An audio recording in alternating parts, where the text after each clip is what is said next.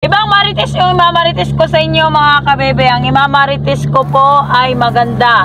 Maganda. Charot. Kasing ganda. Charot. Yun nga mga kabebe.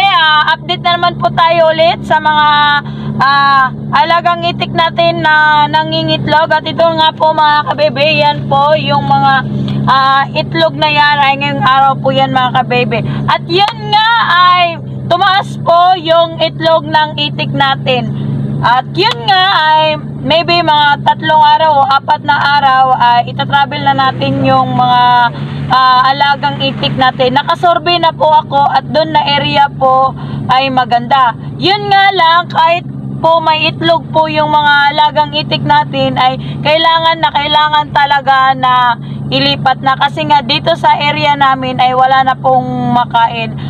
Tinatartol na po nila kasi nga ay magtatanim na naman po sila ulit ng palay.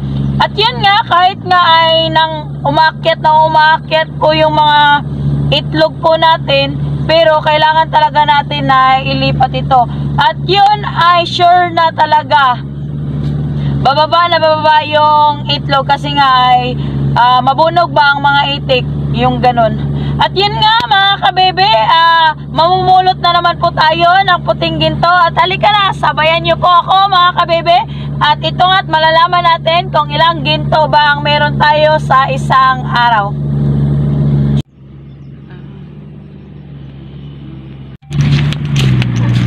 I've been too long in the rain.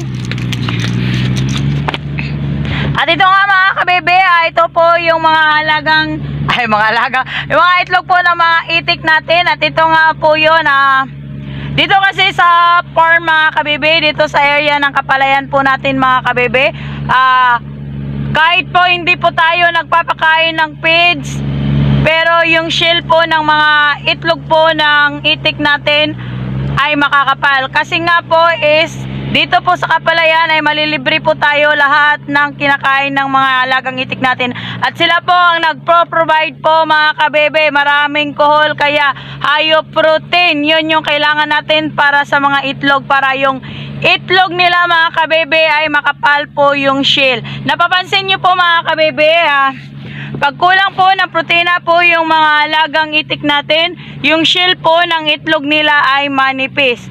Malalaman mo po mga kabebe, pag sakto na yung protein na kinakain po ng mga alagang itik natin, ay makikita po natin dito sa mga itlog kung gaano pa kakapal yung shell nila. Kahit iba to ko pa ito sa ex ko. Yun nga mga kabebe, at ito nga, mamumulot tayo ng mga puting ginto. Trivia lang po yun, na ang itik talaga ay kailangan talaga ng mga protina para yung mga itlog nila ito hindi madaling masira, hindi madaling mag-crack. At yun nga mga kabebe, ang mga itlog po ng itik natin mga kabebe is makapal po yung yellow niya, yung yolk, kaysa puti.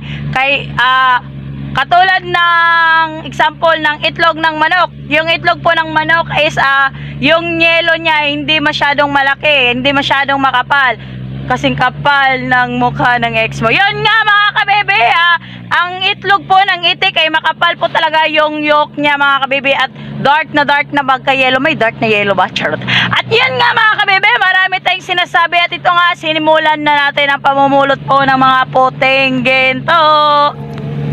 At yun nga po mga kabebe, ay nakalikom na po tayo ng mga itlog po ng mga alagang itik. At yun nga po mga kabebe, ay hindi din natin maiiwasan po na magka-damage po yung mga itlog natin. Kasi nga ay dito na kasi sa area namin mga kabebe is wala na kaming gurami, anong uhot ba tawag na, or ano ba yun tawag, basta ganun yung linalagay natin doon para di madumi yung itlog po ng mga itik. Yung nangyari po mga kabebe, naging kamuti po yung mga itlog natin, sobrang dumi. At yun mga kabebe, hindi yun bibilin po ng buyer natin.